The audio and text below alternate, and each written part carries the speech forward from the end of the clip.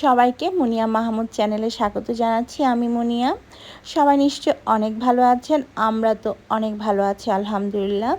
আজকে যাচ্ছি সিলেটের রাতারগুল আর ভোলাগঞ্জ। তো যতটুকু পারি আপনাদের সাথে ভিডিও শেয়ার করব, ছোট্ট একটা ব্লগ শেয়ার করব আজকে। তো ভোলাগঞ্জ আর রাতারগুল যাওয়ার পথে এই চা বাগানটা পড়ে, আর এই চা বাগানটা অনেক বড়, দেখতেও অনেক সুন্দর। তাই ভাবলাম এখানে নামি, কিছু ছবি তুলি আর ভিডিও করি। এখন আমরা চলে এসেছি রাতারগুলের ফরেস্টে। আর এখানে ফরেস্টে ঘুরতে হলে আপনাকে এরকম ছোট ছোট নৌকা ভাড়া করতে হবে, যেগুলো কিনা আপনারা 700-800 টাকার মধ্যে পেয়ে যাবেন। তো আমরা সবাই মিলে যেহেতু এসেছি, আমরা 2টা নৌকা ভাড়া করেছি। এই নৌকাগুলোতে লোকজন ওঠার মধ্যে সীমাবদ্ধতা আছে, সব নৌকাতে হয়তো বা 5-6 জনের চেয়ে বেশি ওঠা যায় না এরকম। যাই হোক, আমরা রাতারগুলের ফরেস্টের মধ্যে ঢুকে গিয়েছি। দেখতে কি চমৎকার, তাই না? গাছগুলো কত ডালপালা ছড়িয়ে আছে চারপাশে, নিচে পানি আর জঙ্গল। অন্যরকম একটা অনুভূতি হচ্ছিল আমার। সত্যি কথা বলতে আমরা একটু ভয় পেয়েছিলাম মা ছেলেরা, তারপরও ভয়ের কারণে খুব বেশি যে এনজয় করতে পারিনি তা না, আমরা ভালোই এনজয় করেছি। কিছু কিছু জিনিসের সৌন্দর্য আসলে বর্ণনা করা যায় না, সেগুলো চুপচাপ দেখে যেতে হয়। রাতারগুলের সৌন্দর্যটাও সেম। বেশ কিছুদিন ধরে টানা বৃষ্টি হয়েছিল সিলেটে, তবে আমরা যেদিন গিয়েছিলাম সেদিন কিন্তু বৃষ্টি ছিল না, কড়া রোদ ছিল। যাই হোক, আমরা রাতারগুলে 1-1.5 ঘন্টা সময় পার করার পরে নৌকা দিয়ে আমরা রাতারগুলের যে ফরেস্টটা আছে সেখানে 1-1.5 ঘন্টার মতো ভ্রমণ করেছি। এখন আমরা রাতারগুল থেকে চলে এসে ভোলাগঞ্জের উদ্দেশ্যে পাড়ি দিয়েছি। আর ভোলাগঞ্জ আমার কাছে সবচেয়ে প্রিয় একটা জায়গা সিলেটের মধ্যে। এর সৌন্দর্য আমি কখনোই আপনাদেরকে এক্সপ্লেন করতে পারবো না, কারণ এর সৌন্দর্য দেখতে হলে আপনাদের নিজেদেরই ভোলাগঞ্জে আসতে হবে।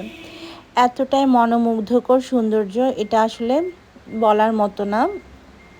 আমি বেশ কয়েকবার 4-5 বারের মতো ভোলাগঞ্জে গিয়েছি, আর প্রতিটা বার আমার কাছে অনেক বেশি ভালো লেগেছে।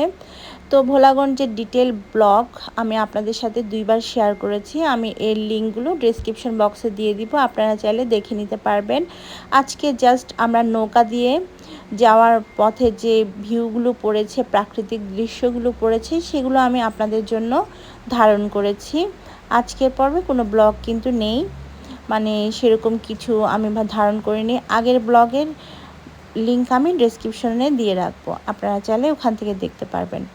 একবার এই দৃশ্যটা দেখুন, উপরে নীল আর সাদা আকাশ, মেঘের ঝলকানি দেখুন, সাদা মেঘ, তার নিচে দাঁড়িয়ে আছে বিশাল বিশাল উঁচু পাহাড়, আর আমরা যাচ্ছি পানিতে নৌকা করে। অন্যরকম একটা ফিল হচ্ছিল। আর যে বড় বড় উঁচা পাহাড়গুলো দেখছেন, এগুলো সিলেটের মেঘালয় রাজ্যের পাহাড়। এই পাহাড়গুলো বাংলাদেশ আর ইন্ডিয়াকে আমাদের কাছ থেকে আলাদা করেছে। পাহাড়ের ওপারে ইন্ডিয়া আর এপাশে বাংলাদেশ। পাহাড়ের মধ্যে ইন্ডিয়ানদের বাড়ি ঘর দেখা যায়, ওরা পাহাড় কেটে বাড়িঘর তৈরি করে ওখানে বসবাস শুরু করেছে। তো এই দৃশ্যগুলো দেখলে না অন্যরকম একটা অনুভব হয়, যে মনে হয় কি এখানেই বাড়িঘর করে এখানেই থেকে যাই।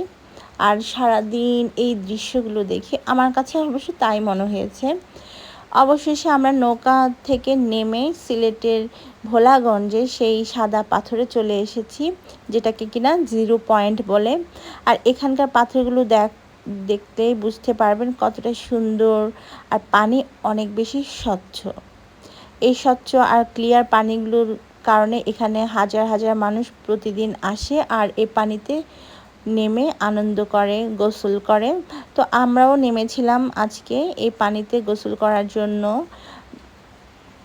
এই আর কি। আর পানিটা অনেক বেশি ঠান্ডা, আপনার একদম মন প্রাণ জুড়িয়ে যাবে। যেহেতু আজকে অনেক বেশি গরম পড়েছিল, সেজন্য আসলে আমাদের সবারই অবস্থা খুব খারাপ ছিল, তাই আমরা আসার সাথে সাথে পানিতে নেমে গিয়েছিলাম, একটু দেরি করিনি।